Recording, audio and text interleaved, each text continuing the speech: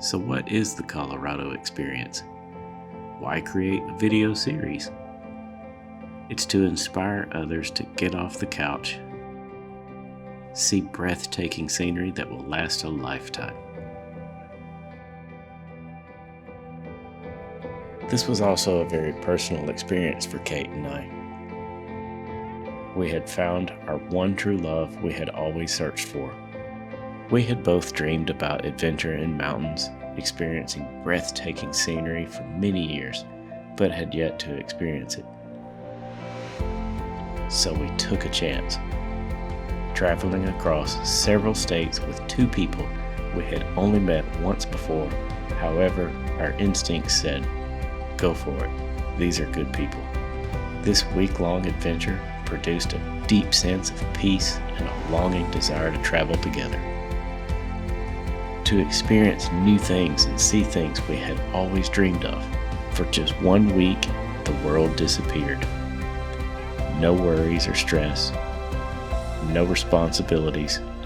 It was just Kate and I, on an adventurous journey seeing things we had always dreamed of. Will and Nicole helped us engage new experiences. And after parting ways at the end of the trip, it was just the two of us, just Kate and I. Exploring a new world far from the safety of home and in a distant land full of new experiences. This journey continued to surprise us, fill our hearts with joy and a renewed sense of life. This is our story, and we hope it inspires you. So let's get started.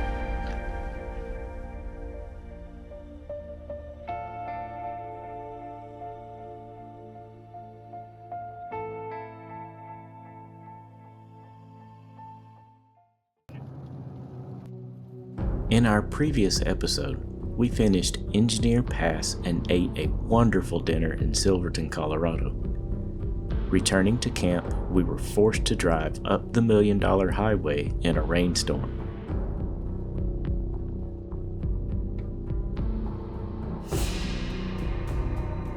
This stretch of road allegedly gets its name from the $1 million price tag from 1880.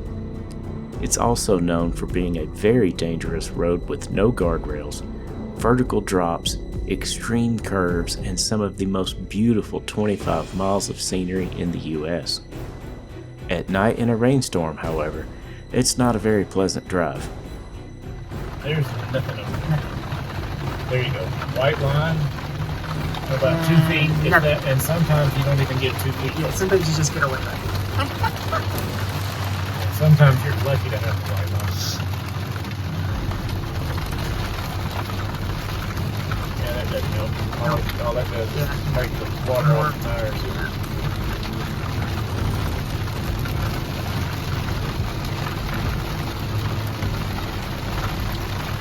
It was fun driving it in the daytime. Yeah. And you could see the mountains and stuff. This is just But like an at night, abyss. Yeah, when it's night and rainy and your neck is hurting because you've been straining your neck trying to look over the front of the hood You've all day already long. been driving for 12 hours. Yeah. 6 inches off the side. That's black on the left because there's nothing there. Hit it with big light. Yeah. See that? White line. There's nothing White there. line and 2 inches of asphalt off the white line. And now for something completely different.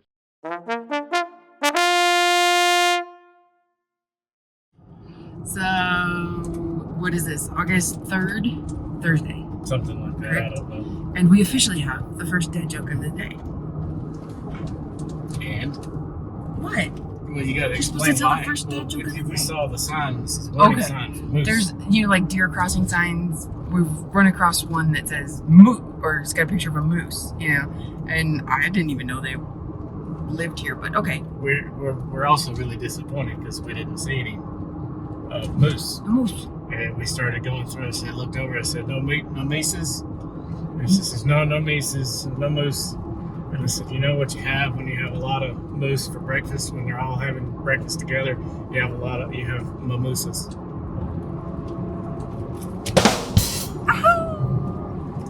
That's my baby.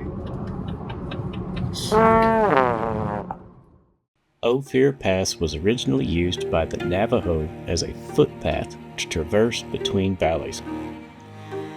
Later, around 1870, the path was used by fur trappers and traders.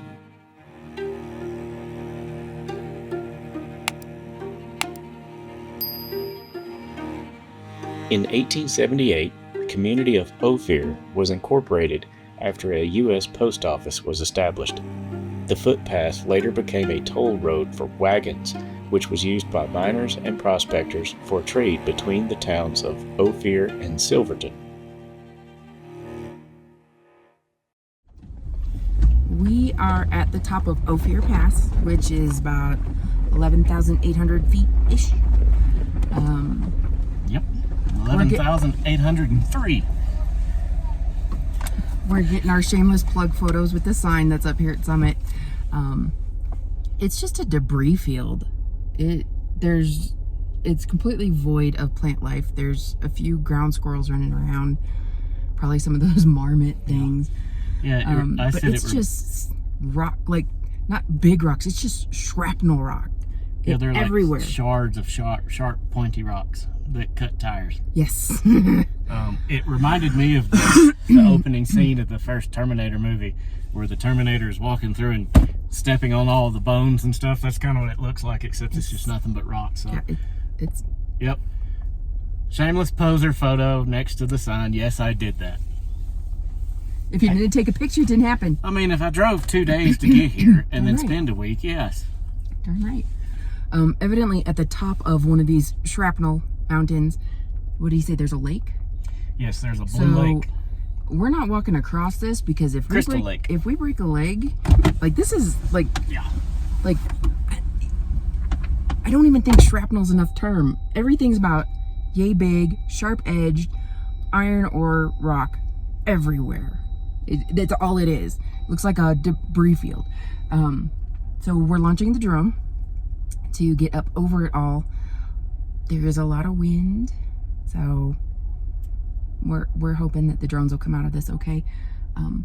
But as we sit here taking pictures and talking, that red car you can kind of see in the background is an older couple. I'm talking like I'm almost 50. They're probably in their 70s.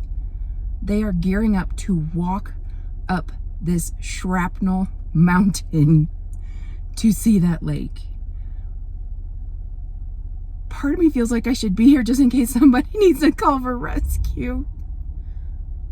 Oh, God. I won't do it. No, not happening. The lovely technology that my son and my husband have embraced let me do things like see that lake without dying.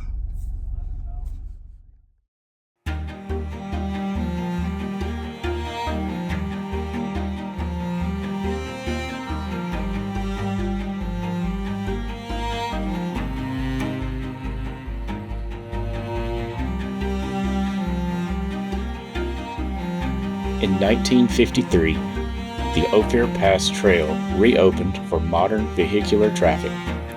It has since become one of the Jeep Badge of Honor trails due to the narrow path and skilled driver requirements to traverse the dangerous mountain pass once descending into Ophir. Descending Ophir Pass and headed to Alta Lake, and that was surprisingly a very short trail. I knew it was short, but I mean, we got here like super quick. I was kind of surprised at how fast we got. This view, oh wow, it's got a little bit narrow right here. Turn the camera. That is our view currently.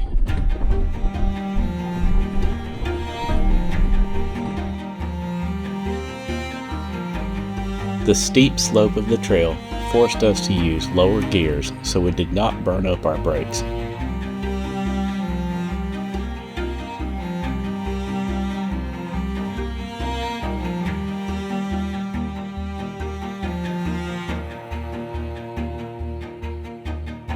Driver skill and focus on the trail, not the scenery, is an absolute must. Off-roading knowledge is recommended before trying this route in an SUV. While it's not difficult, it can be dangerous. Driver focus is a must.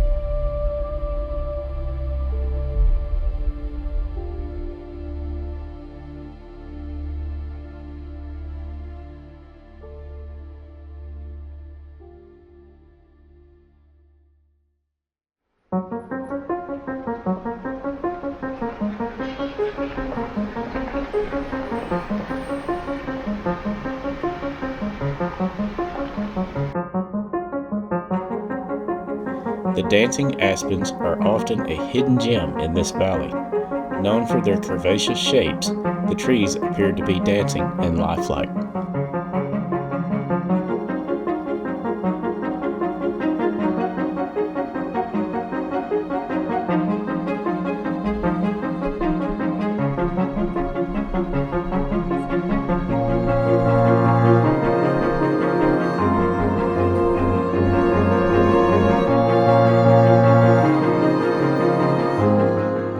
So what do you think so far? It's really pretty. I don't ever want to move from home. I like that. That's where my family and my stuff is at. But there's a part of me that doesn't want to leave here. And I'm sure everybody's felt that when they go someplace grand. But the air and the views are immediately relaxing. You don't want to give that up. Go home. Yep. I gotta admit, that is a heck of a view. It is a beautiful little, it still, even though it's modern day, it still does kind of remind me of a little minor town. It does, just with some more modern materials. But Oh, look at this house.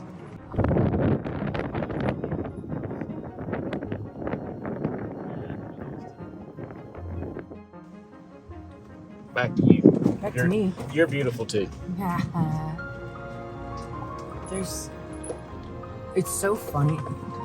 There's maybe, I thought there was like 20 or 30, but okay, maybe there's 50 houses in this town. But you can tell which is the bad side of town and which is the good side of town. That's sad. Yes, you can. I feel bad. I want to buy lemonade from these two little gals. Right? Or kids. I got money. You want to buy lemonade from them? Yes, absolutely. Okay, we're going to buy lemonade from these kids.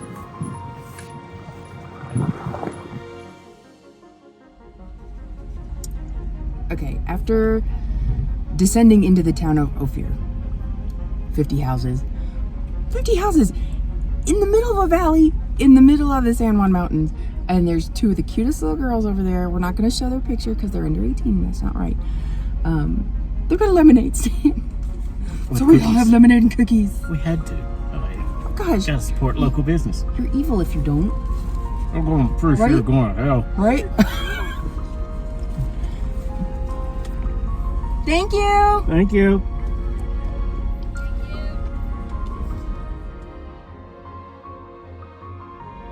Look over your. There's a good cookie. Look over your right shoulder, far right shoulder, way up high. Okay, bye. Look out the window. What do you want me to look at? Look at the mountains. Yes, there's lots of them. Way back up off the side. Stick your head out. Honey. Forward. What? You don't see the beautiful mountains? I see gorgeous mountains. Oh. I'm also trying to look at the town we're going through. Nothing. I just didn't want you to miss that. Oh, thank you. Oh, you're still recording. I'm like, here, move. To give perspective, this is a Toyota Tacoma descending the pass from over 2.5 miles away while using a zoom lens. The view of Ophir from the pass as you descend is breathtakingly beautiful.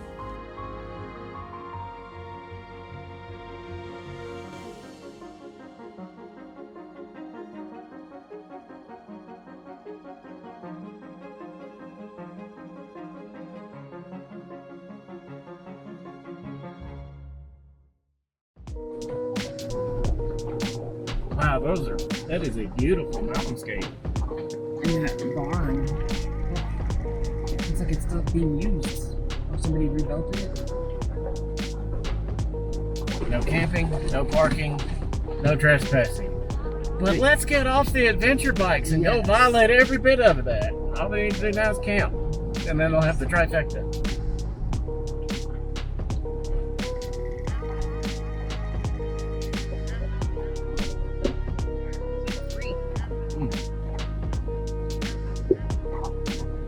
You get no view, dirt on the other side of you.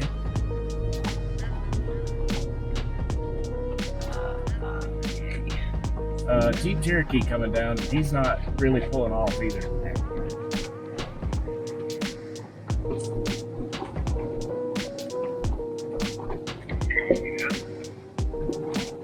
Okay, he's pulled off. So is a couple pickup trucks after him. You're okay over here, you got like a foot. Okay, left. Driver. Over here. Sorry, he's yelling at me and I couldn't hear you here.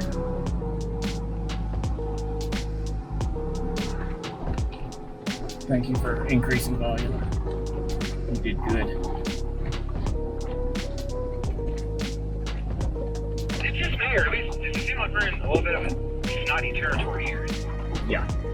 It does feel like that. Like the salaries have increased before, so has the attitude. Demographic has changed. I don't know what to tell you. I just it really seems like a different ball of wax. I'll just be nice. I hear what you're putting down. I agree.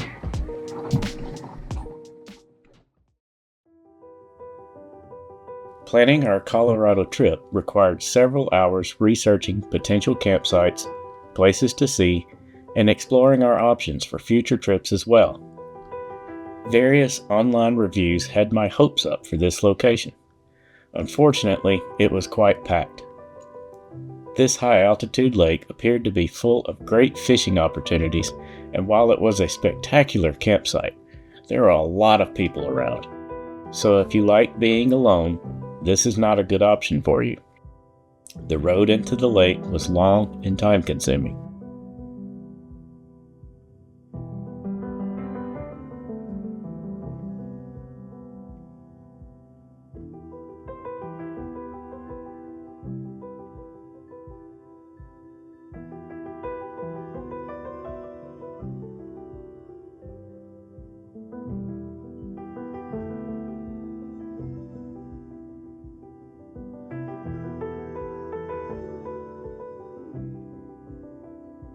The mountain views were spectacular.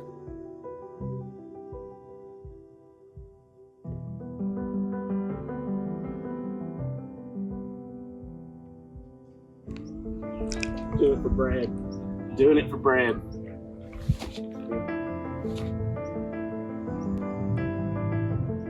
Go Spartans. We stopped for a brief snack and to soak up some of the scenery.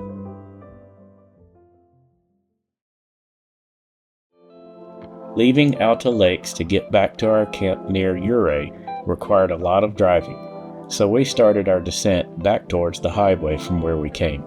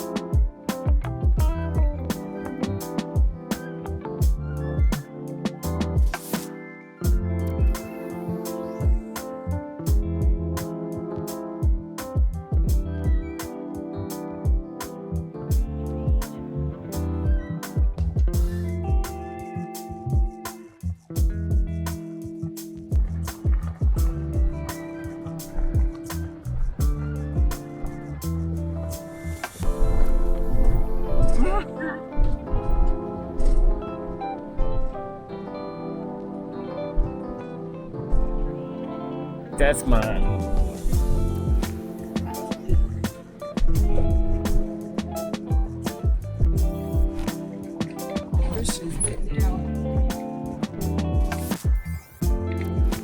It feels so weird to be up above the highway.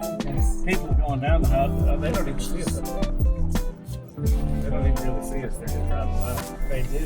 They have to look up and see these vehicles up above them. Kind of odd.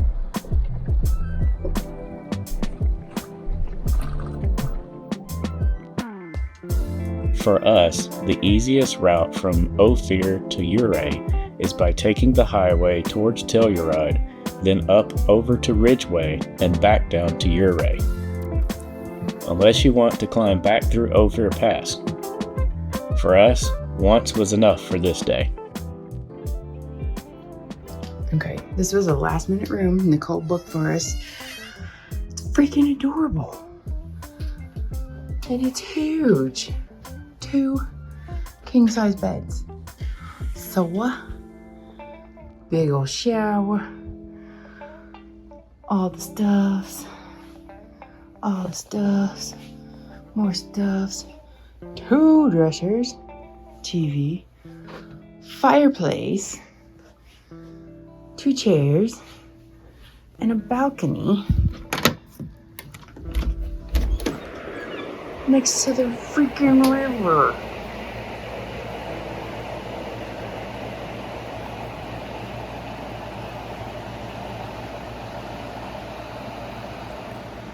Are you kidding me?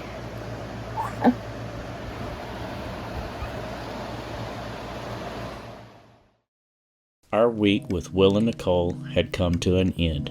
We were sad to part ways, but we are forever thankful for our adventures with Salt and Sweet Tea Overland. We made memories that we will cherish for years to come. Traveling south to Durango, Colorado, Kate and I had a route and potential campsites to explore west of Durango. If you have never driven the $1 Million Highway, it's something you should try. Just be prepared ahead of time. The road is extremely narrow, lots of curves, and no guardrails. The scenery is known for being one of the most scenic roads in the U.S.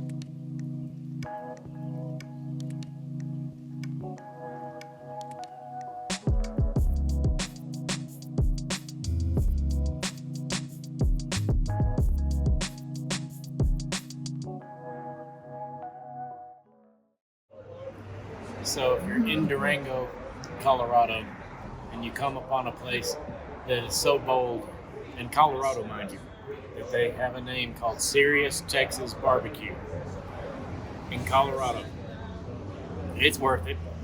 And you can't have a name like that unless you're serious, and they are. And it is very good barbecue. I got the brisket and pork, and Kate got the barbecue nacho. It is actually very good Texas style barbecue. So be sure to check that out if you're hungry and pass it through. If you're curious like I was, it's like, why Texas barbecue in Colorado? It's legit. And there's 2 of them in town. Yes. It's the same joint, but there's one on each end of town. What is this, the north side of town? This is the north end. It's a Yep. little less busy. Just Yep. Very good. Very good too. Yeah, I think we got 2 meat plate, barbecue nacho, and a side and two teas. It's like roughly $36, $38. I think it's $36. Not bad for travel food, but especially for Colorado. yeah, exactly. It was worth the stop. Yeah. Be sure to check it out. So my sweet wife just offered me a bite of her barbecue nacho. Please understand, I am a barbecue snob. I am very picky. I don't like Georgia mustard.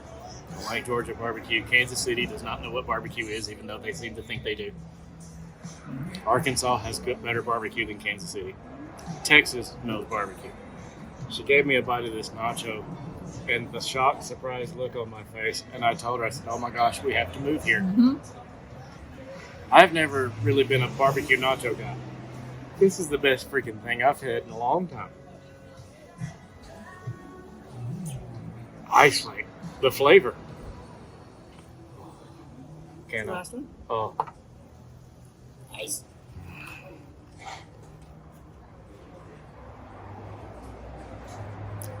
magnificent. Good call. You've got to stop and try this. And be prepared to want more.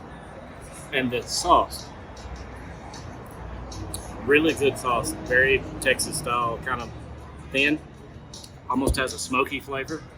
And I want to say it's not tomato based. It's not tomato and vinegar, but it's the right combination. Very good sauce. I am impressed. Jason gives it 4 stars. So, Kate and I have explored the map and found what I think are a couple of campsite options, and we're now back off-roading. I haven't aired down yet because I didn't know if it needed to. So far, there was a few rocky areas we had to climb over, so it's just a rough gravel road was what I was anticipating.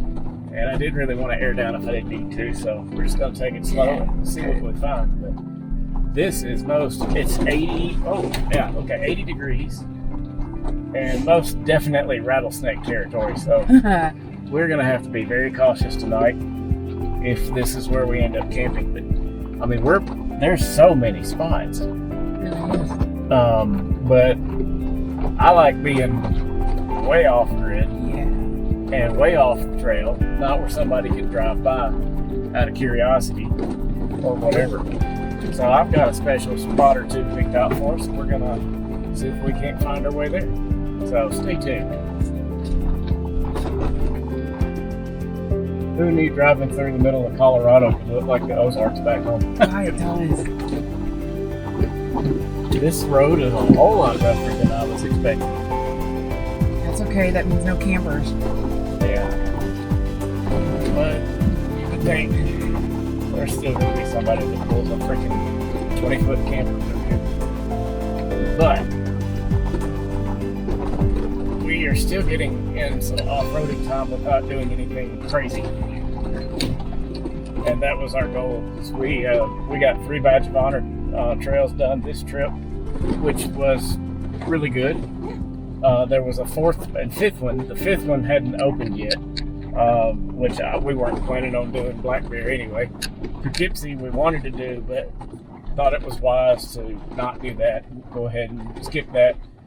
This particular trip, not push the luck. And so here we are, still exploring. Just Kate and I, the way we always do it. Yeah, I like that. And we're going to set up camp very early this afternoon. Open the awning up, get us some shade, and just relax. And then tomorrow morning, we're headed down to Farmington, Colorado, or no, Farmington, New Mexico. Oh, And yeah, they've got a new tire on reserve for us.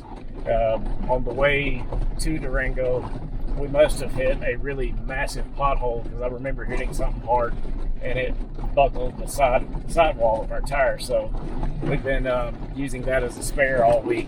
So we're trying to get that replaced.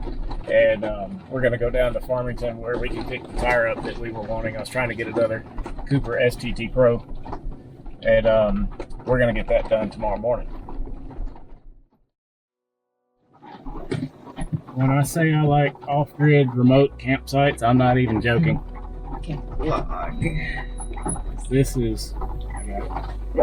This has only been traveled by 4-wheelers, and it's been a while.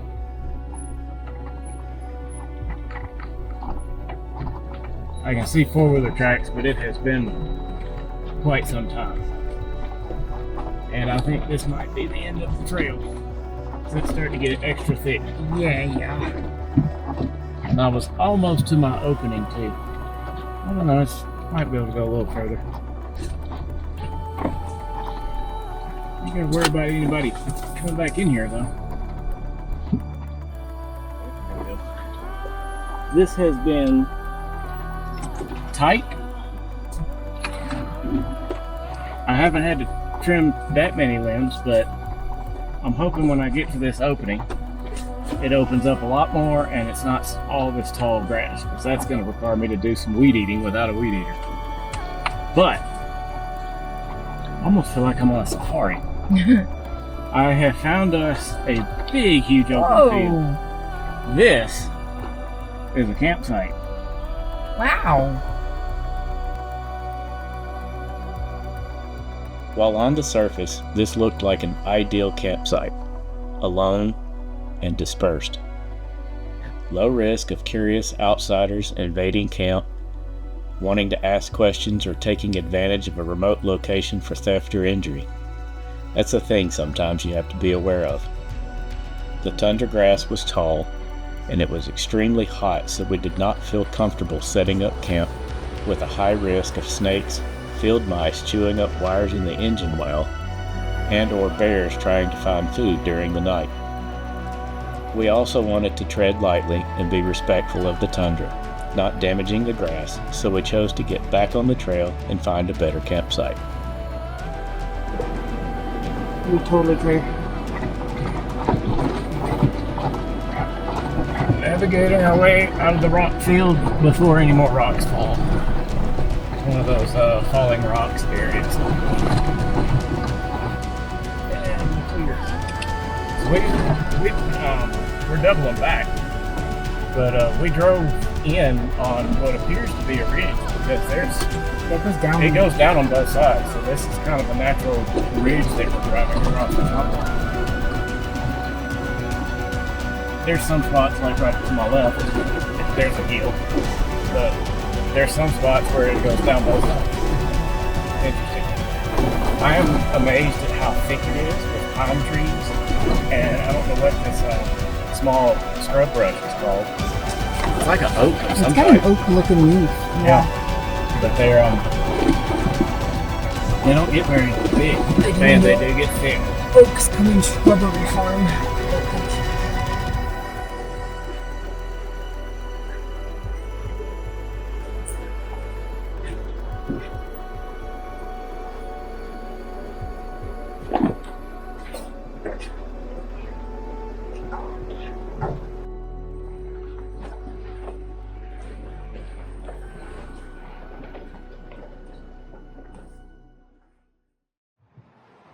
We've got the new spare tire put on.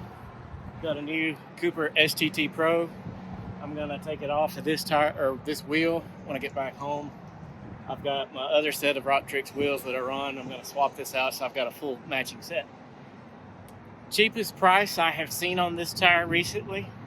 They beat Amazon's prices, so that's saying something. So if you're ever coming out to Colorado and you're on your way south and need to get a new spare tire or new tires or anything, definitely recommend this location. They did very good.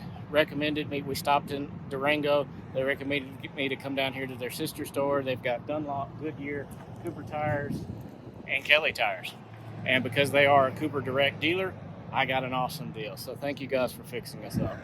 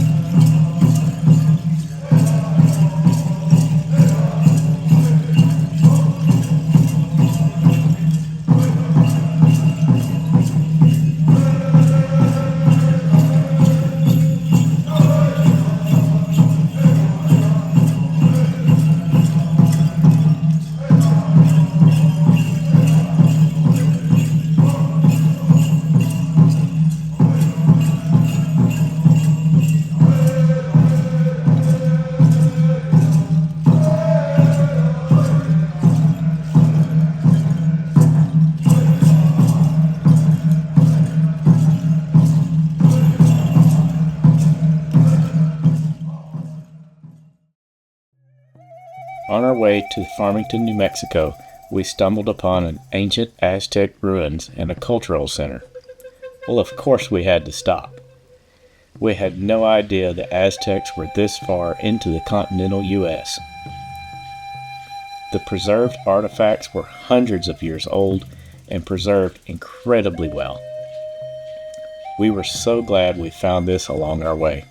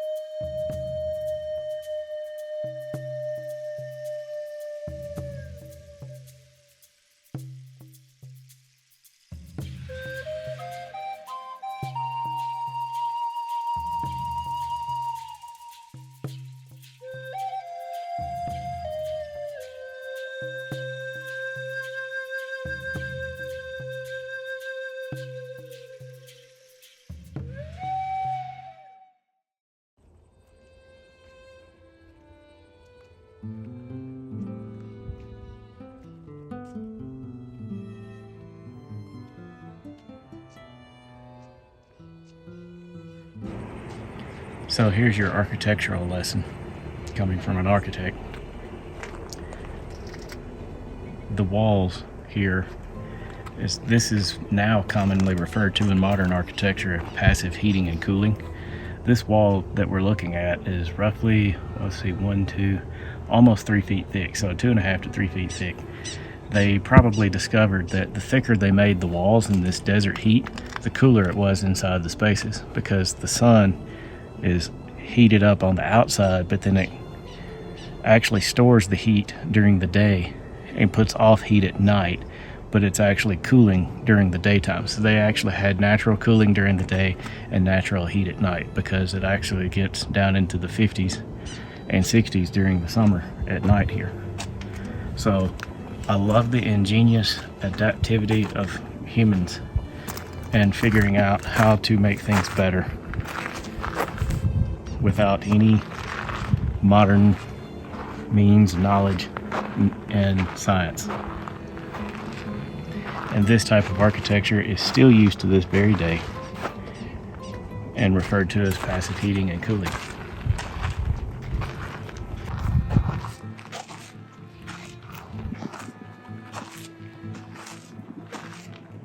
This was known as a kiva, which was a ceremonial space. So a couple of things of note, a little bit of humor, because you can see that the wall here is all, of course it's all naturally hand laid, but you see this dark vein that looks like a Wednesday, because they did all that in a day. And then you see this little tiny vein of stone where there's like really thin stones. That looks like a Friday or a Monday. Which I'm kind of joking, but it's seriously, that all looks like that was all done in a day's time, or at least from one particular spot where they quarried the clay and made the bricks. And then if you will look in carefully, those look like the original logs that the Aztecs used. Still here, because it is so dry here that they're actually still preserved, which is amazing.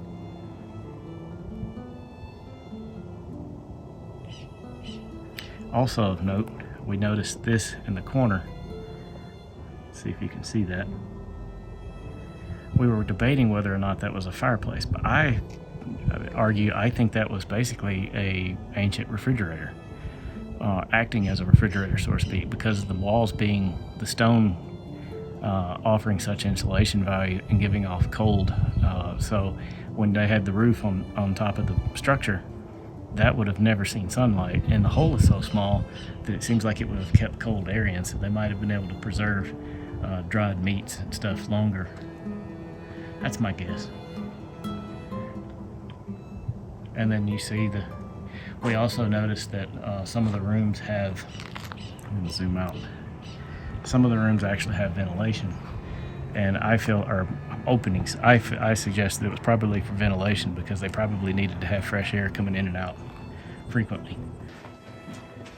It's so much cooler in here. Yeah, this is totally bearable. I mean, like, this is almost nice. Oh, wow. That's a cool shot.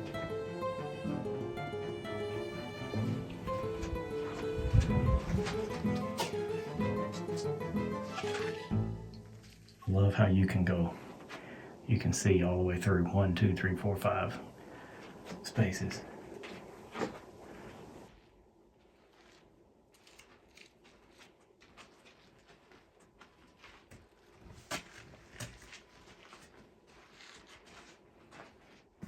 This is just my guess, but I'm assuming that they had the kids involved with the construction, because those are so small, used as infill. But then you look over at another joint, They're everywhere. and it's a big joint, so it's like that's the same size joint, so why would you have put it here and not there? I have a feeling that they were teaching and using the labor that they had available, because there's several over here as well. One could argue that it's obviously just used as infill, but I dare imagine that it would probably both infill, because you can see there's like a vein of it that runs up. It's obviously infill, but it still looks like kids were involved.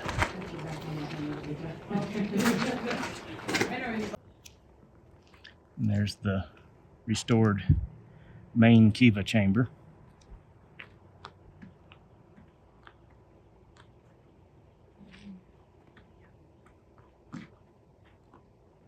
This is the original construction of a kiva, which is a much larger space. Whoa. Holy cow.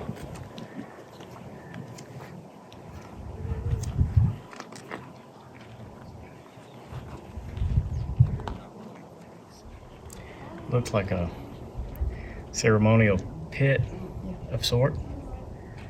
Fire, whatever. I don't remember. I know the Mayans used sacrifices, but I don't remember if the Aztecs did. It's like human sacrifices, that is. I don't think that was what this was. I think this was more of animal, if there was any. From teepee knowledge, which is slightly related. Okay, I see the holes around the top. I'm betting there was a cloth or Canvas, animal skin top. So you see there's a central fireplace, the pit that we're used to, the circular part. Yep. And then there's this linear part, and here's the chimney right here. Yep. If you have a covered structure like that, the smoke will actually travel the ground and up the chimney. We used to do that with the teepee. Oh, that's genius. We used to do that with the teepee. We'd dig a trench, and it would follow the trench.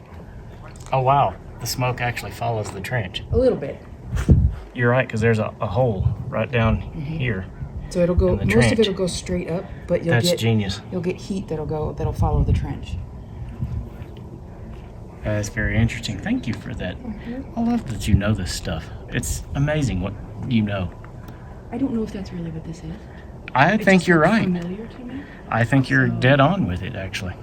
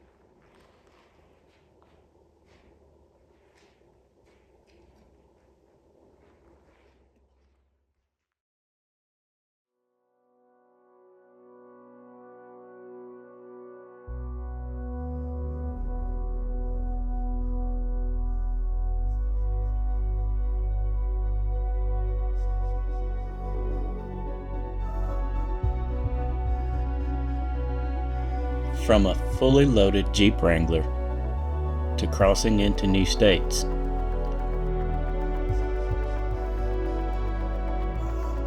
seeing the most incredible scenery with new friends, from seeing wildlife from the mountaintops to the city of Ouray.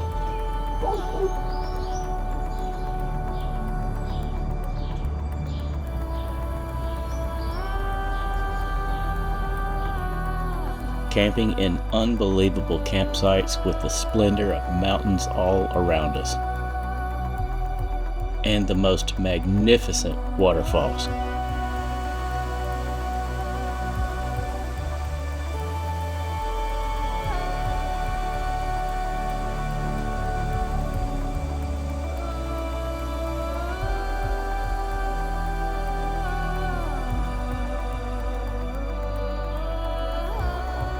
Our Jeep climbed the highest mountain passes, with indescribable scenery in every direction and breathtaking views that are best viewed firsthand. A video just cannot capture this. The magnificent feelings, emotions, and other tangible senses that simply must be experienced. A culmination of dreams becoming a reality. Exploring vast mountainous views,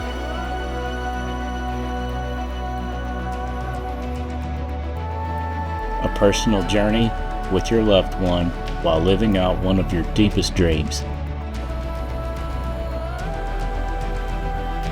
or discovering cultural museums and interesting sites along your path is also a fundamental part of your journey.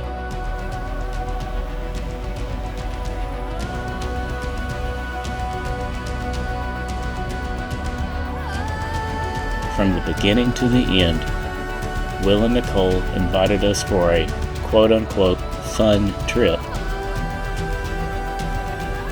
None of us knew we would make deep connections and establish a deep friendship along the way.